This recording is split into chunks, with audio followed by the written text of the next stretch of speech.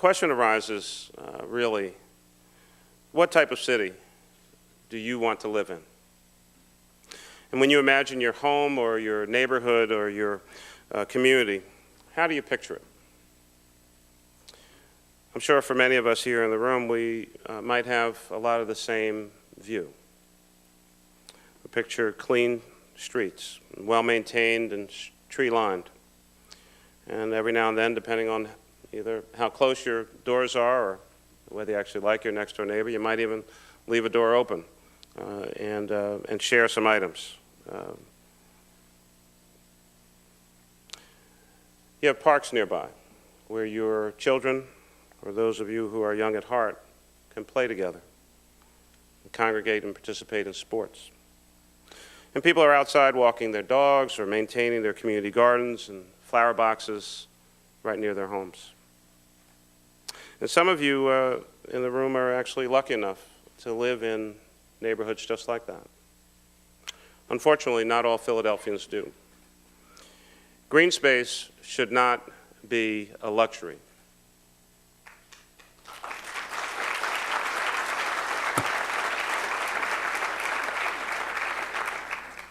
Paved schoolyards, unused vacant lots, and treeless streets do not sustain healthy, open, inviting communities.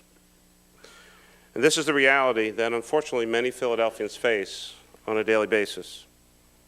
We've taken a different view. It doesn't have to be that way. And so today we did announce, and we're going to re-announce, Green 2015, a new collaborative plan to create 500 new acres of publicly accessible green space in Philadelphia by 2015. The GreenWorks Philadelphia plan that we issued a while back made some very clear goals. One, provide park and recreation resources within 10 minutes of 75% of the residents of this city. And in Philadelphia, over 200,000 of our fellow Philadelphians do not currently have access to parks or open space. We can no longer ignore this inequality. Not in this city, not anymore. The benefits of new parks and open space are of course, numerous. One, will decrease air pollution and stormwater runoff. Will increase property values. Will also create new jobs. And the new spaces for families and young people will be safe, active, and engaging. This is a smart investment for Philadelphia. We're working today to create a green legacy, which we can proudly pass on to our children. And so this is not just about the Philadelphia of today. This is really about the Philadelphia of tomorrow, next week, and next month, and 5 years from now, and 10 years from now, and 20 years from now, and 50 years from now. We're also encouraging residents to participate, and this is where it really gets exciting.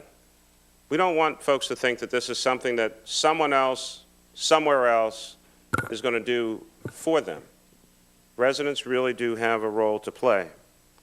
And so putting out flower pots is not just a nice thing to do, it's an important thing to do. Rain barrels, maintaining street trees are easy ways for Philadelphians to also participate.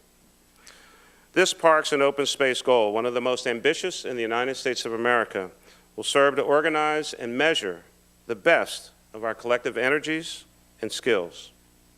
Creating a city with open and accessible spaces will encourage the next generation to also value this key feature of quality urban communities. Philadelphia is well on its way to becoming America's greenest city, and there's a reason for that. Because every day we're trying to figure out new ways to invest in our city, invest in our citizens, invest in our communities, and give people the tools and the information and the knowledge that they need to take more control of their own lives in our communities. And that's why we're going to be successful. We've done it in the past. We're ready for the future. Thank you very much.